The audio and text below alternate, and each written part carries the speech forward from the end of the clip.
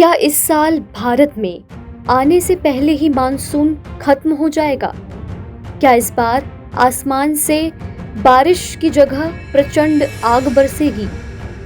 जी हाँ, मौसम विभाग की तरफ से एक इसी से मिलती जुलती चेतावनी सामने आई है, जिसने देश भर में खलबली मचा दी है। मानसून के ऊपर इस समय सुपर अल नीनो नाम का एक बहुत बड़ा काल मंडरा रहा है। इसकी वजह से मानसून में बारिश गायब होने की नौबत आ सकती है। जी हाँ, इससे पहले हम इसे बारीकी से समझें। आपको बता दें, मौसम विभाग पहले ही इस साल सामान्य से कम बारिश की चेतावनी दे चुका है।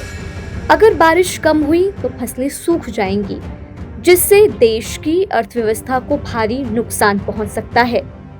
इस तबाही से निपटने के लिए सरकार ने देश भर में ऐसे 197 जिलों की पहचान की है, जहां इसका सबसे ज्यादा असर पड़ेगा। बता दें, मौसम विभाग ने बताया है कि प्रशांत महासागर के ऊपर अल नीनो के हालात पैदा हो गए हैं और जुलाई से लेकर सितंबर के बीच ये अपने चरम पर होगा। अब आपके मन में सवाल आ रहा होगा कि ये अल नीनो क्या बला है और इससे आपका क्या लेना देना। तो आसान भाषा में समझिए, अल नीनो मौसम से जुड़ा एक जलवायु पैटर्न है। इसमें प्रशांत महासागर में जो समुद्र की सतह है, उसका तापमान सामान्य से 2 डिग्री या उससे ज्यादा बढ़ जाता है।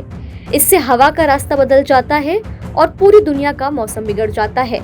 इसी के ठीक उल्टा होता है ला नीना, जिससे तापमान घटता है, लेकिन अल नीनो से भयंकर गर्मी बढ़ती है।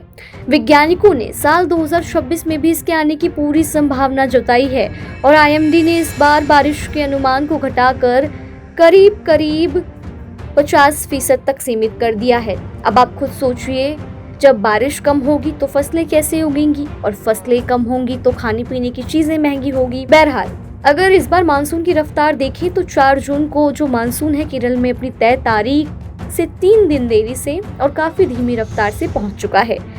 कुछ हिस्सों में प्री मानसून बारिश हुई है, उत्तर और मध्य भारत के हिस्सों में, लेकिन मौसम वैज्ञानिक कह रहे हैं कि शुरुआती बारिश को देखकर भ्रम में ना पड़िए।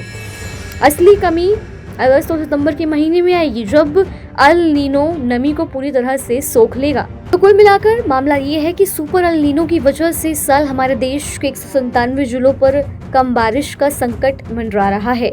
मौसम विभाग की इस डरा देने वाली चेतावनी पर और इस पूरी जानकारी पर आपकी क्या राय है? नीचे कमेंट बॉक्स खुला है, अपनी राय जरूर बताइए।